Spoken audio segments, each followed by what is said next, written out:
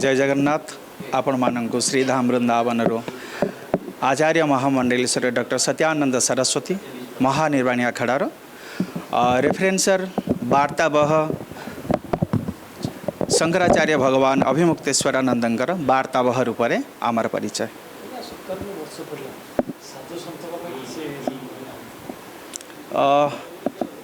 वर्तमान समय साधुर नारे संतंकर नारे प्रत्येक मनुष्य भितर बहुत भ्रांत धारणा। मनुष्य भितर चेतना अवचेतन हो सारी से माने संत को चिन्हवा साधु को चिन्हवा बहुत बड़ भ्रमर पड़ चली।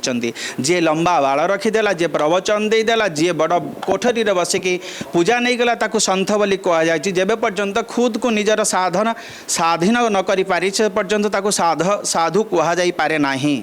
प्रथम अवस्था साधु हेवाई हेले बहुत किछि निजको निज मारिला परे ही कहीं जने साधु बनी पारे, नहले साधु बनिबा अपेक्षा आपण मानक परि संसारी बनिबा बहुत भल।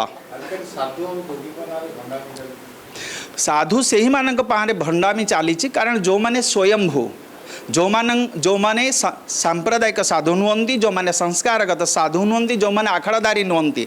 आखड़ाधारी साधु हवा दृष्टि आमे माने जो 13 आखड़ार आचार्य महामंडलेश्वर महानिर्वाणी जो टॉप सेकंड टॉप आखड़ार आम मानकर संस्पर्श एवं 12 लक्ष नागा साधु विराजमान।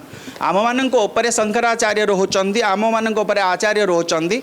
आमकर जदि गोटे त्रुटि थाए ताले आम मानक से माने आखड़ारू निष्कासित कर दिया जाए। भय आम मानकर सेतिकी, भक्ति भी सेतिकी। से जो माने स्वयंभू निजक निज राजा महाराजा भगवान विष्णु कृष्ण रूप में पूजा करने आग्रसर से मानक ही लोक मैंने ग्रहण करें कहीं से माने कम दिन भितर परिचित हुए, कम दिन भितर से माने उड़ी जाती आसमान भितर।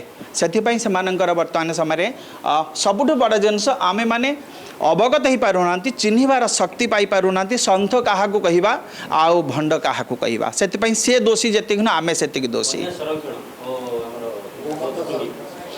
कन्या संरक्षण निहाती जरूरी।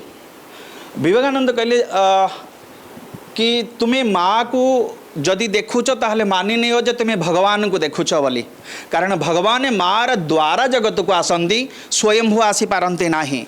जेबे पर्यंत एक उत्तम माता संस्कारी माता जन्म न हेबे, तांकर संरक्षण न निया हेब, सेब पर्यंत कौन सी घर रे लक्ष्मी सरस्वती काली मार जन्म हेबे नाही। जदि सरस्वती लक्ष्मी काली जन्म न नियंती सेदे पर्यंत आमे माने विभिचार राक्षस रूप में जन्म हेबा जगत को खाई चलिबा। सेते माँ जेबे पर्यंत सुस्थ और सबल न हेबे सेबे पर्यंत संतान कौन से प्रकार पावरफुल और स्वाधिष्ठान संतान प्राप्त हो पार नाही। आउ सर्वोपरि भागवत टुंगी आम मानकर जो पुराना अवस्था थिला ता निहाती जरूरी। आम मानक संध्या और सकाळ भितर संस्कार मिलुथिला। पुराना आमर अवगत आमर चेतन आमर अवचेतन चेतन हो चलुला। सर्वोपरि आम भागवत श्रवण द्वारा पोथी पुराण श्रवण द्वारा आमे आमर ऑथेंटिकली आमे आमर पुरातन सभ्यता को अनुभव करि पारुथिले, संस्कार को अनुभव करि पारुथिले। पाठ तुम जेते पढ़ाओ जेते लिखाओ जेबे पर्यंत संस्कार न देच सेबे पर्यंत लायक हो पार नाही। वर्तमान समय any of the persons so high qualified educated but समस्त घरे 90% लोग एजुकेटेड पर्सन माँ बापा को वृद्धाश्रम कहीं छाड़ुंट ना से भितर संस्कार नहीं। Just for the education education A limitation power but जो संस्कार ताहा जन्म ठारू मृत्यु मृत्यु ठारू जन्म पर्यंत ही आधारित थाए। आम संस्कारी होना से आम बापा माँ को वृद्धाश्रम को छाड़ी चलती। आम कन्यार जत्न नवा भागवत टुंगीर आह्वान पुनर्वार चलवा जरूरी, जहाँफल आम घर में रामकृष्ण नाम संकीर्तन हेब, आम पितामातार रामकृष्ण रूप में पूजा पाई पूजा करि। और सर्वोपरि आज मुख्य वार्ता पुनर्वार आमर ओडिशार गवर्नमेंट को, ओडिशा सरकार को, बीजेपी सरकार को आमर बहुत सरल आ निरीह ऑथेंटिक्स मोहन बाबू को अनेक अनेक अभिनंदन। जय श्री कृष्ण, जय जगन्नाथ। आपण यहीपरि भाव कार्य करंतु। जी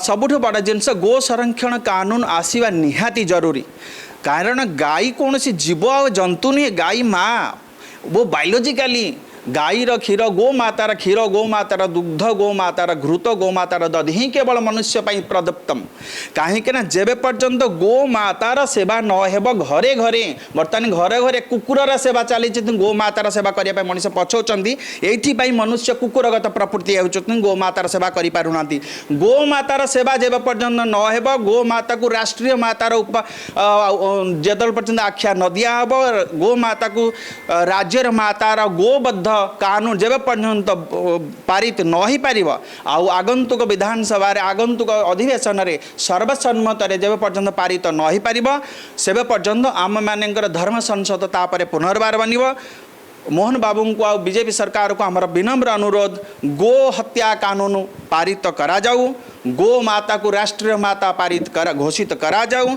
आ सर्वोपरि आमे माने आगो को जदि सेकेंड टाइम आपण आसीबा को चाहूचंती इसी वर्ष आपण को गो हत्या कानून पारित करिया को पड़िबो नहले आपण हाथ धोई बसिबे पुनर्बार ओडिशा को एहा आमर वाक्य नुहे महावाक्य बोली अनुभव करंतु।